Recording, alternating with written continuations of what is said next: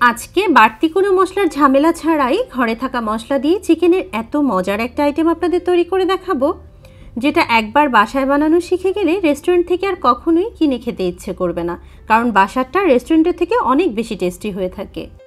আজকে আমি ব্রয়লার চিকেনের লেগ পিস দিয়ে এই আইটেমটা তৈরি করে দেখাচ্ছি, তবে আপনারা কিন্তু যে কোনো পার্ট দিয়ে এই আইটেমটা তৈরি করে নিতে পারেন। আমি আগেই চিকেনটাকে ভালো করে ধুয়ে পানি ঝরিয়ে নিয়েছি। এখন একটা নাইফ দিয়ে চিকেনের যে অংশে মাংসের পরিমাণ বেশি রয়েছে সেই অংশগুলোকে একটু ভালো করে কেটে নিচ্ছি। একটু ডিপ করেই চিকেনটাকে কেটে নিতে হবে, তাহলে মশলাগুলো চিকেনের ভিতর পর্যন্ত খুব ভালো করে ঢুকে যাবে। এখন এই চিকেনের টুকরোগুলোকে আমি একটা বোলে উঠিয়ে নিচ্ছি, আর এই চিকেনটাকে আমি মশলা দিয়ে দুটো ধাপে ম্যারিনেট করে নিব।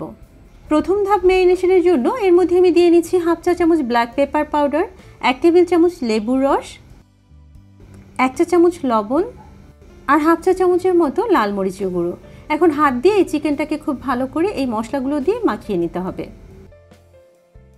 তো চিকেনটাকে খুব ভালো করে মেখে নেওয়া হয়ে গেলে এটাকে একটা সাইডে রেস্টে রেখে দেবো 10 মিনিটের জন্য। এরই ফাঁকে আমি পরবর্তী স্টেপে মাখানোর জন্য একটা মশলা তৈরি করে নিচ্ছি। আমি একটা বলে 3 টেবিল চামচ পরিমাণ টক দই নিয়ে নিচ্ছি, আদা রসুনের পেস্ট দিচ্ছি 1 চা চামচ করে, লাল মরিচের গুঁড়ো দিচ্ছি 1 টেবিল চামচ, ব্ল্যাক পেপার পাউডার দিচ্ছি হাফ চা চামচ, আর সামান্য একটু লবণ দিয়ে নিচ্ছি। আর 1 টেবিল চামচ পরিমাণ দিচ্ছি তন্দুরি মশলা, এটা না থাকলে না দিলেও চলবে। কালারের জন্য 1 চিমটি পরিমাণ হলুদ গুঁড়ো দিচ্ছি। এখন সব কিছুকে একটা স্পুন দিয়ে খুব ভালো করে মিক্স করে নিচ্ছি। মশলাটা যখন মসৃণ করে মিক্স করা হয়ে যাবে তখন এর মধ্যে অ্যাড করে দিচ্ছি 1 টেবিল চামচ পরিমাণ সরিষার তেল। আজকের এই আইটেমটা তৈরির জন্য আমি যে ইনগ্রিডিয়েন্টসগুলো অ্যাড করেছি সবগুলোই ব্যবহারের চেষ্টা করবেন, কারণ এই চিকেনটা অনেক বেশি টেস্টি হয়ে থাকে। আমার বাসার সবার ভীষণ পছন্দ, সপ্তাহে অন্তত একবার হলেও এই আইটেমটা আমার বাসায় তৈরি করতে হয়। এখন এই মশলাটাকে অল্প অল্প করে আগে ম্যারিনেট করে রাখা সেই চিকেনের মধ্যে দিয়ে ভালো করে এই মশলা দিয়ে চিকেনটাকে মেখে নিতে হবে।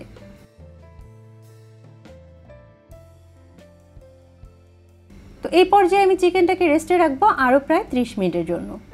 তবে আপনারা চাইলে কিন্তু ওভারনাইট ম্যারিনেট করেও এই চিকেনটাকে নর্মাল ফ্রিজে রেখে দিতে পারেন। এখন আমি চিকেনটাকে ফ্রাই করতে যাচ্ছি। এই জন্য চুলায় একটা প্যান বসিয়ে এর মধ্যে আমি 2 টেবিল স্পুনের মতো বাটার দিয়ে নিচ্ছি। তো বাটারটা মেল্ট হয়ে আসলে এর মধ্যে অ্যাড করে দিব 2 টেবিল স্পুনের মতো তেল। এই দুটোকে মিক্স করেই এই চিকেনটাকে আমি ফ্রাই করি, এর ফলে কিন্তু চিকেনটা খেতে অনেক বেশি টেস্টি হয়।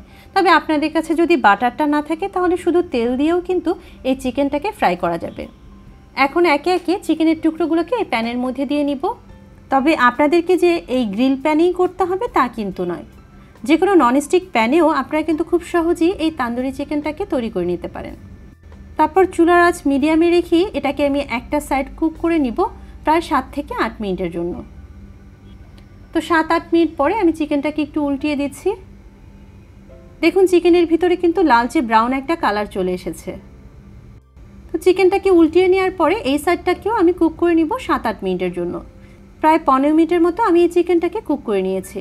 দেখুন দুটো সাইডেই কিন্তু খুব সুন্দর একটা কালার চলে এসেছে। তো এখন কিন্তু দেখেই বোঝা যাচ্ছে চিকেনের ভিতরে আর কোনো কাঁচা ভাব নাই, মানে চিকেনটা প্রপারলি কুক হয়েছে। এখন আমি প্যান থেকে এই চিকেনটাকে উঠিয়ে নিয়ে একটা সার্ভিং ডিশে এটাকে সার্ভ করছি। এবারে চিকেন গ্রিল করা সেই প্যানের মধ্যে যে অয়েল আর বাটার মিশ্রণটাকে রয়েছে সেটাকে একটা ফ্রেশ প্যানে ঢেলে নিয়েছি। আর যেই পাত্রে আমি চিকেনটাকে ম্যারিনেট করেছিলাম সেই পাত্রে যে মশলাটা রয়ে গিয়েছে সেই মশলাটাকে এই প্যানের মধ্যে দিয়ে নিচ্ছি। আর 1/4 কাপের মতো পানি দিয়ে এই পাত্রটাকে ভালো করে ধুয়ে সেই পানিটাকে এই প্যানের মধ্যে দিয়ে নিচ্ছি। এরপর বারবার নেড়ে এই মশলাটাকে একটু ভালো করে কষিয়ে নিতে হবে। এর ফলে কিন্তু এই মশলার কাঁচা ভাবটাও আর থাকবে না, আর এই সসটা কিন্তু খেতে অনেক বেশি টেস্টি হয়। এটা দিয়ে আপনি যদি চিকেনটাকে খান এটা অনেক বেশি ভালো লাগবে। তো দেখুন এ পর্যায়ে কিন্তু সসের উপরে তেলটা ভেসে উঠেছে, মানে এর ভিতরে আর কোনো পানি নাই। এখন এই সসটাকে আমি একটা পাত্রে ঢেলে নিচ্ছি। আর এই তো তৈরি হয়ে গেল তান্দুরি চিকেনের জন্য স্পেশাল সস। এই সসটাকে আমি চিকেনের উপর থেকে একটু ব্রাশ করে দিচ্ছি। আমার বাসার সবাই তো এই চিকেনটাকে ভীষণ পছন্দ করে। যে কোনো উৎসব অনুষ্ঠানে আপনারা চাইলে কিন্তু রুটি, পরোটা, নান এর সাথে এটাকে সার্ভ করতে পারেন। আমি আজকে পরোটার সাথে এটাকে সার্ভ করলাম। অসম্ভব মজার হয়ে থাকে। অবশ্যই আপনার বাসায় তৈরি করবেন। আশা করছি আমার আজকের রেসিপিটাও আপনাদের কাছে ভালো লেগেছে। আজকে এ পর্যন্তই। সবাই ভালো থাকবেন। আল্লাহ হাফেজ। আসসালামু আলাইকুম।